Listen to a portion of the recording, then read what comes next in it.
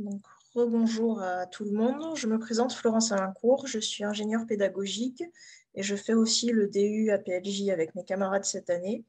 Moi, dans le cadre de ce DU, je fais un jeu sur la gestion du temps dans le monde professionnel. Voilà. Et du coup, je vous présente Marguerite Fay qui va intervenir aujourd'hui pour nous parler de la plateforme Tualu, qui est une plateforme pour valider les connaissances.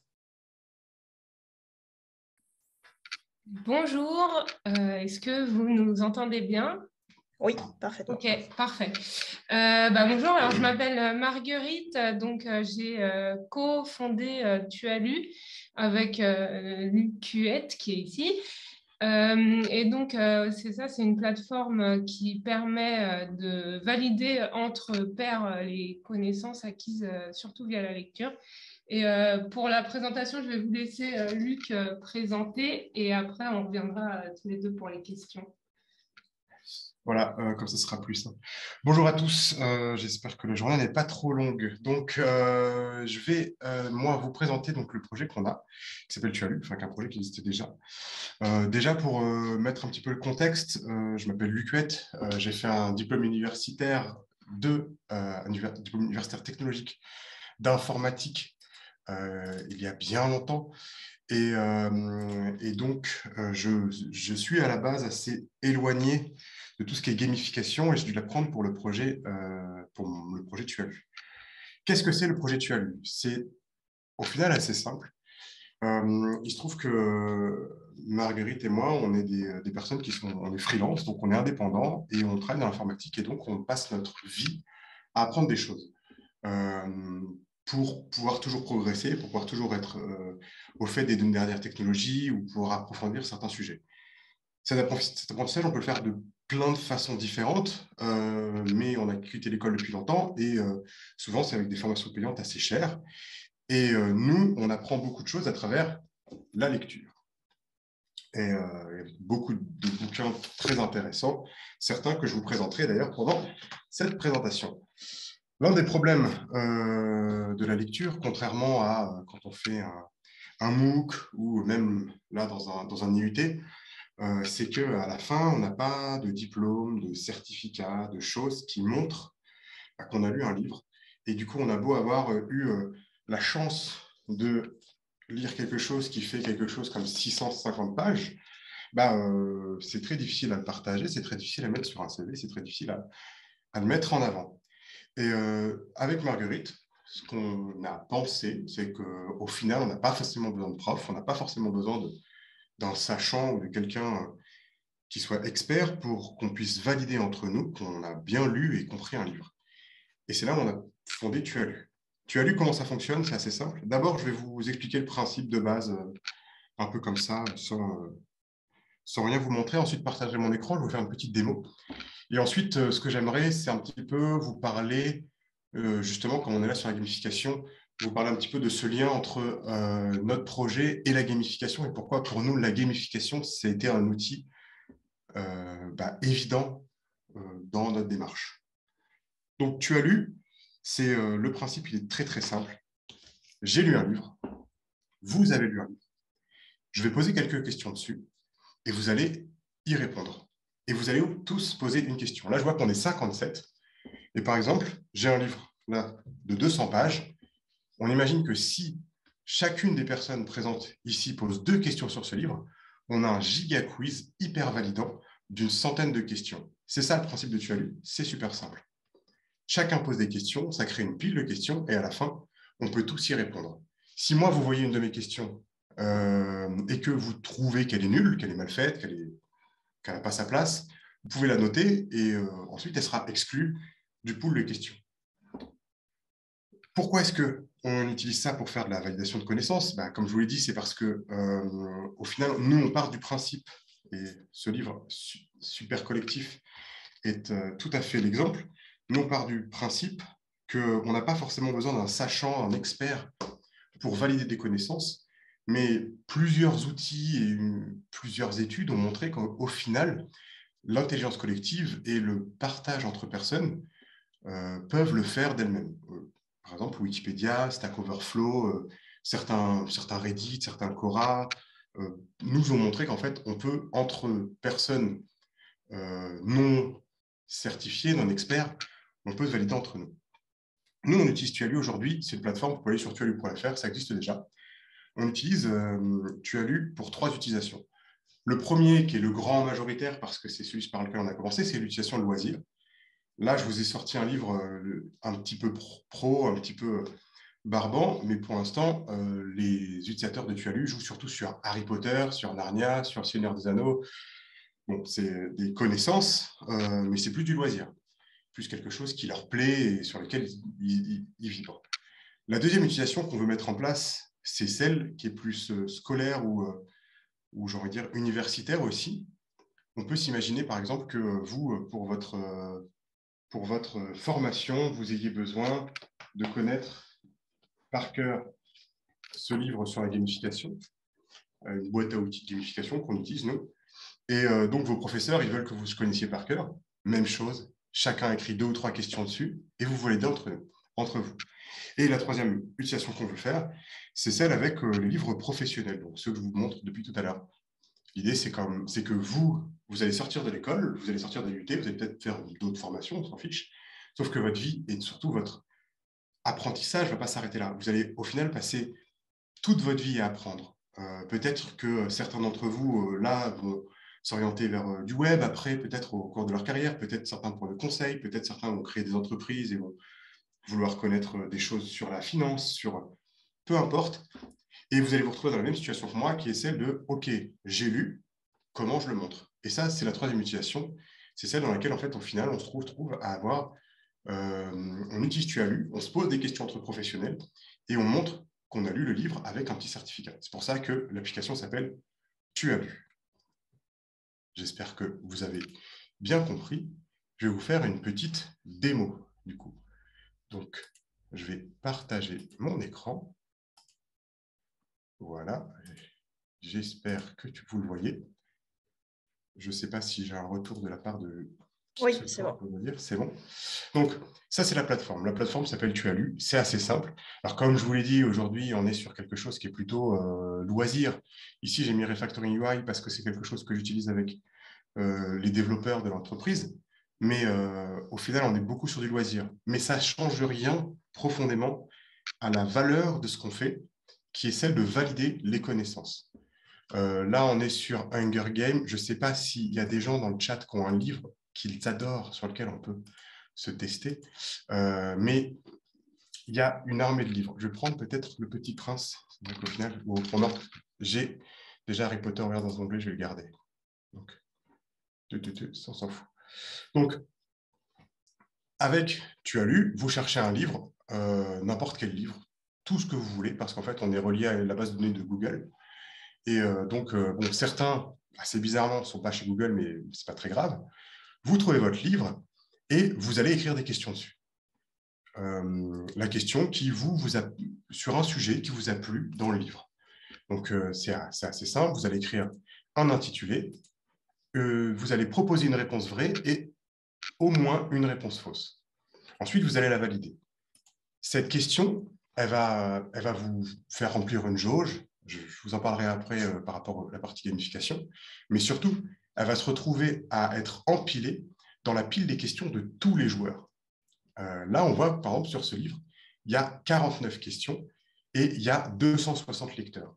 Et si moi, je lance le quiz des autres, quiz qui est sur ce livre, donc Harry Potter et le prisonnier d'Azkaban, je ne sais pas si vous le connaissez, eh bien, on va avoir des questions, toutes sortes de questions, comme par exemple, là, quelqu'un qui s'appelle Jordan a posé une question qui s'appelle « Quel est le numéro du tome ?»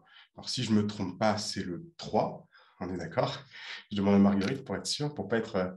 Et là, je me retrouvais à gagner des pièces. Alors, moi, j'ai énormément de pièces, mais bon, c'est parce que je suis admin sur le site, alors du coup, pour faire mes tests, c'est plus simple.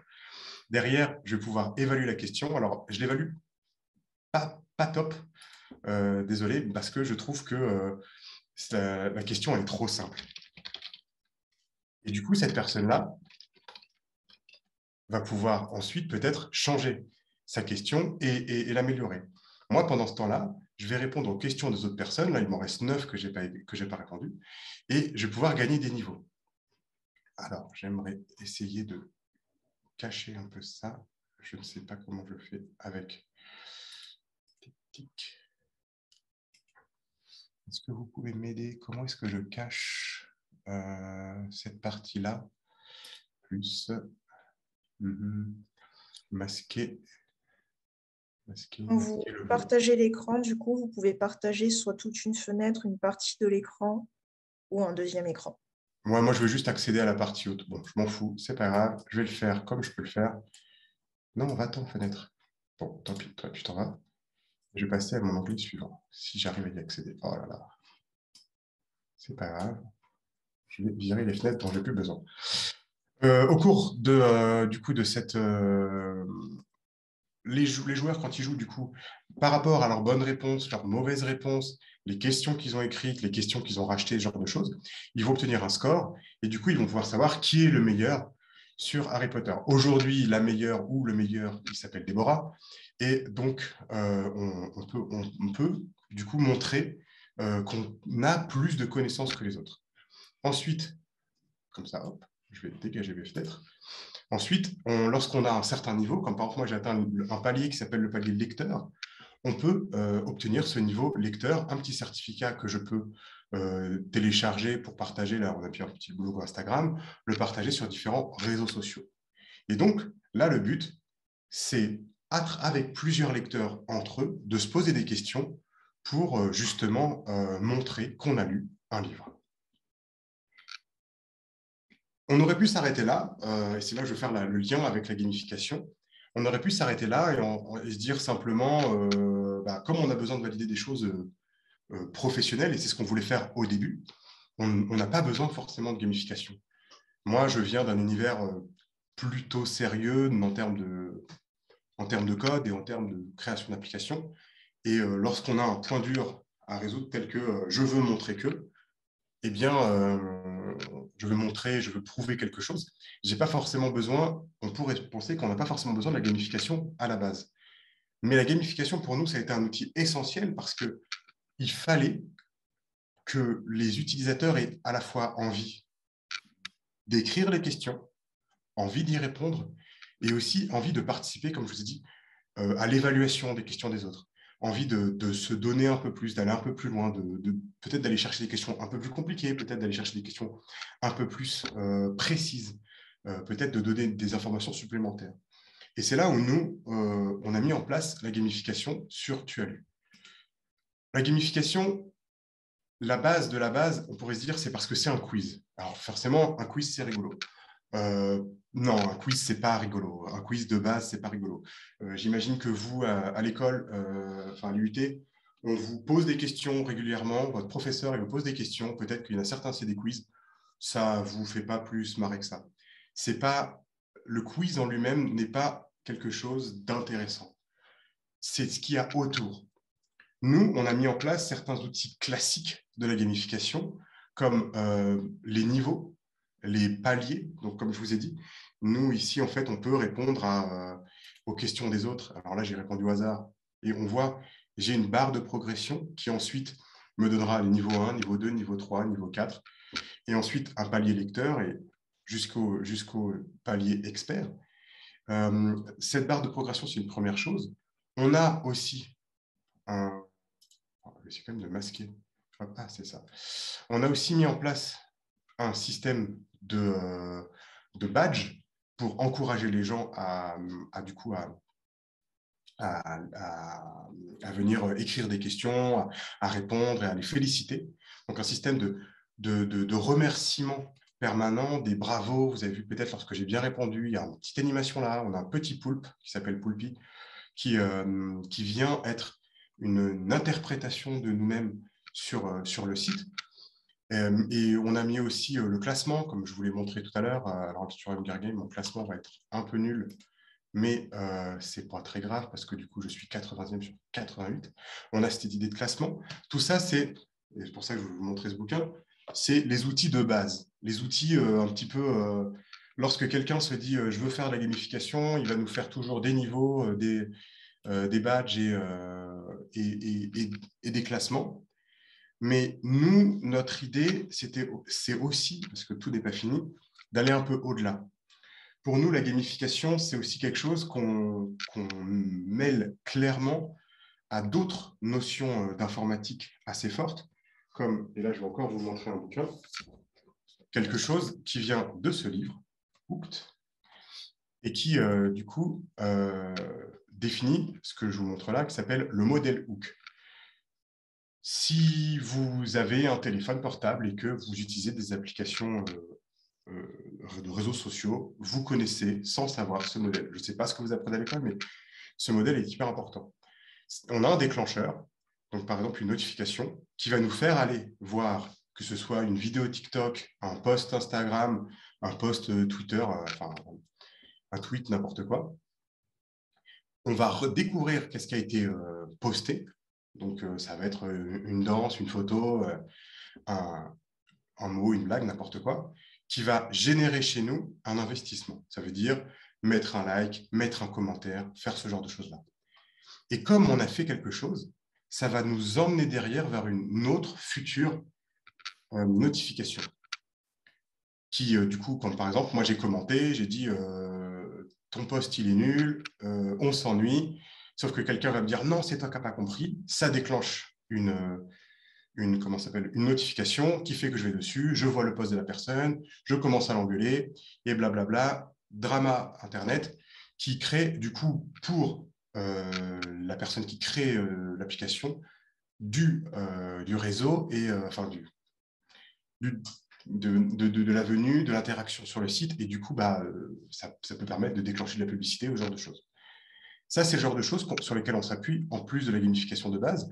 Et aussi, je pense, ça, si vous faites de la gamification, vous êtes évidemment dedans, c'est cette théorie du flow de Csikszentmihalyi. Je ne sais pas si je le prononce bien, mais en tout cas, c'est très intéressant. Nous, ce qu'on essaye de faire aussi, c'est de faire en sorte que l'apprentissage sur un livre, là, je vous ai simplement parlé d'un amas de questions qui sont sur un livre, auxquelles tout le monde répond un peu comme il peut. Eh bien, nous, ce qu'on aimerait, ce qu'on voudrait faire, c'est que comme tout le monde peut écrire des questions, il va peut-être y avoir des gens qui ont posé des questions très simples, comme celle qu'on a vue là sur le numéro du tome du prisonnier d'Azkaban, et des gens qui ont posé des questions très, très dures. Peut-être sur, des fois, il y a des questions sur, là, je prends Harry Potter parce que c'est notre livre phare, qui vont être quel est le numéro du compte en banque de Harry dans Harry Potter 1. Et là, c'est des questions un peu plus dures, où il faut vraiment être un peu hardcore pour le connaître.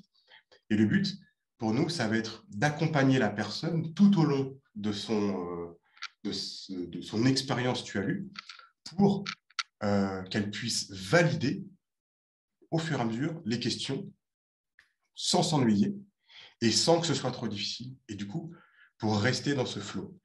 Et à la fin, pouvoir dire « Ah oui, ce livre, je le connais, c'est sûr. Je l'ai lu et en plus, je l'ai compris et je l'ai compris comme tout le monde. Et c'est vraiment cool et je peux le partager, je peux le voir. » Encore une fois, nous, on travaille beaucoup sur des livres loisirs en ce moment parce que c'est beaucoup plus simple d'attirer des gens avec Harry Potter qu'avec un bouquin sur la finance. Mais la base, ça reste la même. La base, ça reste de se dire, vous connaissez quelque chose, je connais quelque chose, vous me posez des questions sur ce sujet, je vous pose des questions sur ce sujet. Et par exemple, je prends... J'ai vu que vous étiez de l'IUT de Lille. Par exemple, si moi, vous me posez des questions sur Lille, je ne saurais pas y répondre. Je ne connais pas Lille. Et du coup, très vite, vous saurez dire « Ah, ok, cet homme ne connaît pas Lille. » Si je vous pose des questions sur Strasbourg, puisque nous sommes à Strasbourg, et que vous n'y avez jamais été, je pourrais le vérifier comme ça. Et c'est ce genre d'outil que nous, on est en train de mettre en place pour valider les connaissances acquises sur le livre. Plus tard, ce qu'on aimerait faire aussi, c'est l'adapter à la formation et à la validation de documents. Parce que moi, je peux très bien vous envoyer un document, ou un de vos professeurs pourrait très bien avoir envie de « J'ai fini mon cours, c'est bien, c'est très bien. Je vous ai expliqué pendant 2 heures comment fonctionne telle ou telle chose. Maintenant, c'est à vous. Écrivez-vous des questions sur mon cours et validez-vous entre vous. » Et c'est par rapport au classement que vous aurez, par exemple, que je vais déterminer la note que vous êtes censé avoir à la fin. Et c'est le système qu'on est en train de mettre en place. J'ai fait à peu près une demi-heure, je pense.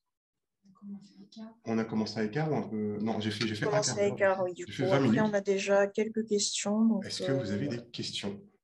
On en a eu quelques-unes qui sont apparues dans le chat, donc on vous demandait notamment si ça pouvait être utilisé aussi bien donc, dans le cadre de cours, donc créer des questions pour des chapitres de cours, des modules de cours, et pas uniquement pour des livres.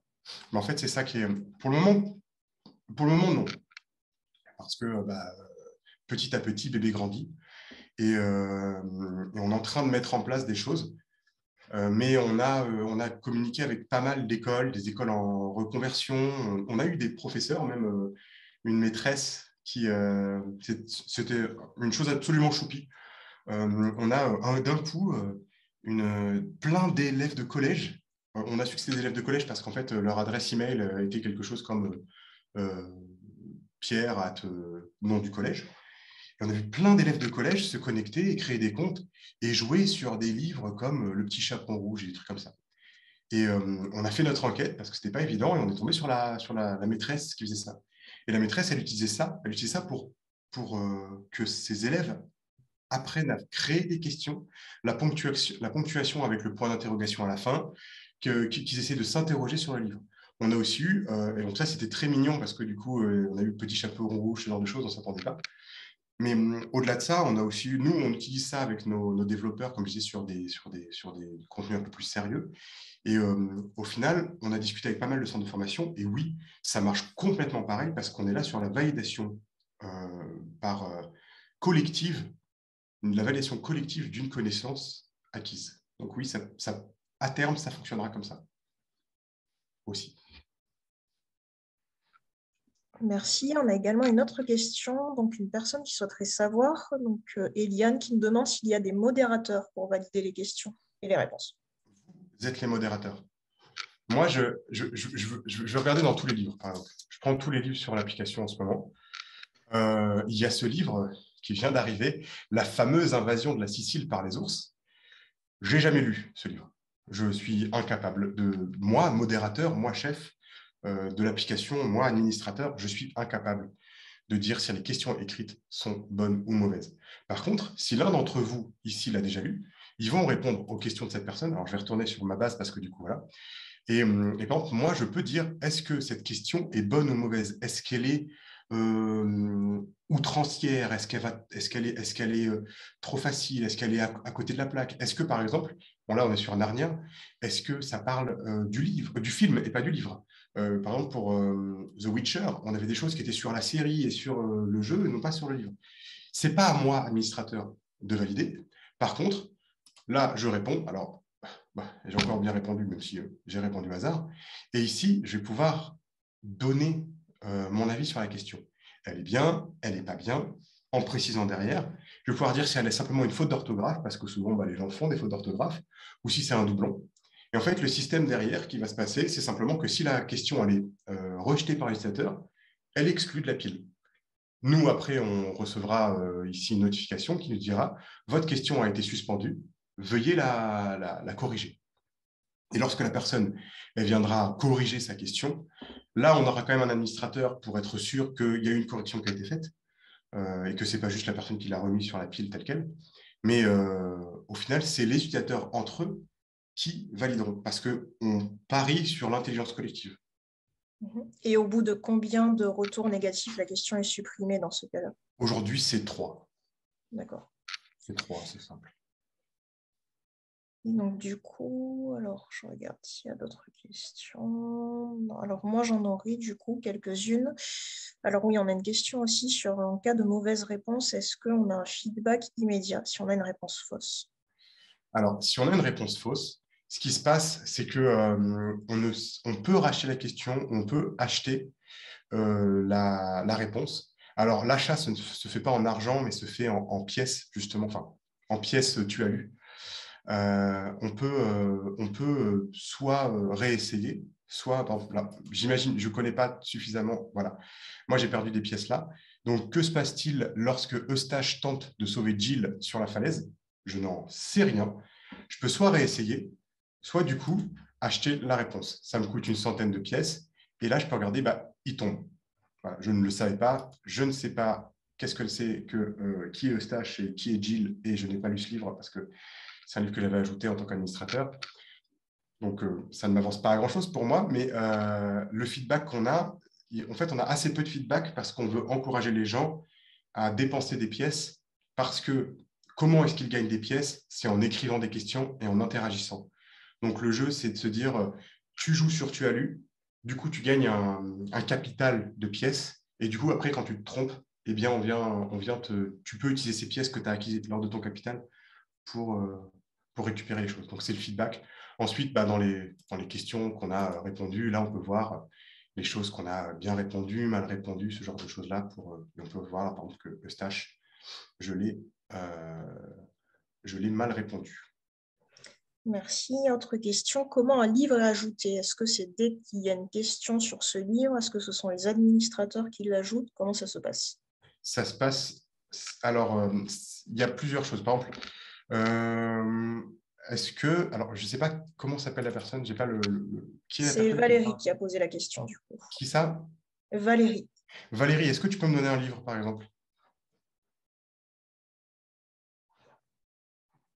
que tu as en tête, si tu es là? Oui, oui, je suis là. Un livre, ça s'appelle, je sais pas, les livres, un livre professionnel, je sais pas. Ça va être des livres dans la base Google, hein, c'est ça? N'importe quoi. On va taper, je ne sais pas, orthopédie. Alors, merde, j'aurais dû choisir un mot précis. Je suis pas sûr de ça à l'écrire. Je vais chercher optique. Ça, pour moi, je sais l'écrire. Donc, je tape optique et je demande à mon ami Google de me trouver les livres. Alors, optique, du coup, j'en ai plein. Très bien, Petit Fourier, il est super ce bouquin. Non, je rigole. Moi, c'est mon préféré. De tous ceux sur l'optique de Fourier, c'est celui-là que je préfère. Et moi, ce que je vais faire, c'est que je vais chercher mon livre. Donc là, Mais en tant qu'utilisateur, là? En tant qu'utilisateur, là, je suis utilisateur. Il n'y a pas du tout de... Et j'arrive, et du coup, bah, je l'ajoute. J'ajoute optique de Fourier. Et une fois que j'ai celui-là, bah, je peux commencer à écrire des questions et à partager le livre auprès des gens que je connais. Si par hasard, je n'ai pas trouvé mon livre, parce que le mien, il s'appelle Les petits cochons font de l'optique, bah, je vais pouvoir le proposer. Et là, ça va être un administrateur de l'ajouter. Donc, nous, on reçoit un mail, on nous dit, j'aimerais rajouter le livre qui s'appelle Les petits cochons font de l'optique. Et du coup, bah, on l'ajoute. On nous donne 2-3 trucs, l'ISBN, la description, l'édition du livre, et nous, on va chercher une photo et puis on l'ajoute. Mais généralement, les gens l'ajoutent eux-mêmes, ce qui nous arrange pas mal parce qu'on ne va pas se mentir, la fameuse invasion de la Sicile par les ours, j'étais pas dessus à la base. Et on voit ici, il y a des choses, par exemple, là, il y a un livre à moitié coréen, ce genre de choses. Chacun fait comme il veut. Merci. On a une autre question, du coup, toujours sur la suppression des questions. Est-ce que ça se fait automatiquement au bout de 3 notations négatives ou est-ce qu'il y a une vérification qui est faite? Alors, ce qui se passe, c'est que la question, elle est suspendue. Elle n'est pas supprimée dans un premier temps. Suspendue, ça veut simplement dire qu'elle est plus visible par les autres. Donc, c'est nous qui la voyons. Enfin, je veux dire, c'est que l'utilisateur, il peut la voir, mais elle n'est pas supprimée encore. Mais ce qui peut se passer, il y a certains cas dans lesquels la question elle peut être archivée, donc on va appeler ça supprimer. C'est que par exemple, si c'est des doublons évidents, parce que la personne s'est trompée, elle écrit 2 fois la même, nous, en fait, elle va être la question la plus récente va être supprimée. Mais globalement, il n'y a pas de suppression. C'est simplement qu'elle passe dans les questions. Alors, j'en ai pas ici, mais normalement, c'est une chose en plus. C'est les questions suspendues. Donc, quelque part, si vous avez fait n'importe quoi, pour le dire simplement, et que les gens vous le disent, ce sera en question suspendue. Vous recevez un mail pour vous en informer, une notification aussi qui permet de vous le dire. Et bah, derrière, quand vous aurez le temps, puisque comme c'est un comportement asynchrone, qu'on écrit des questions, les gens reviennent plus tard, tout ça, bah, là, vous corrigerez ce que vous avez à corriger. Très bien, merci. Et donc, une dernière question donc, que je vais poser moi, du coup. Est-ce qu'on peut choisir une liste de questions? Par exemple, si on souhaite l'utiliser en cours, on a une centaine de questions dans la base de données et je veux en sélectionner que 10, par exemple. Est-ce que c'est possible de sélectionner ces questions? Alors, c'est quelque chose qui va arriver comme, pour le dire simplement, nous, pour l'instant, on travaille sur la partie un peu, on est sur les utilisateurs.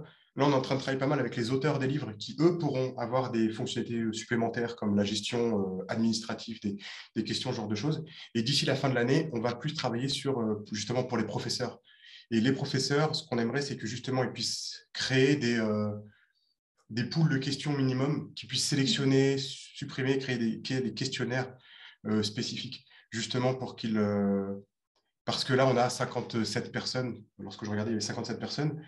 Si vous demandez d'écrire à chacun 5 questions sur ce que je viens de dire, par exemple, ça va être super, hein, il y aura 150 questions, mais vous aurez peut-être envie d'en sélectionner 10, vous en tant que prof, pour tester les prochains élèves.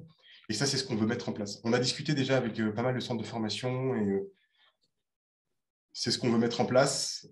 C'est juste que tout se fait au fur et à mesure qu'on développe. Très bien, je vous remercie beaucoup pour cette intervention du coup et pour votre temps à tous les deux.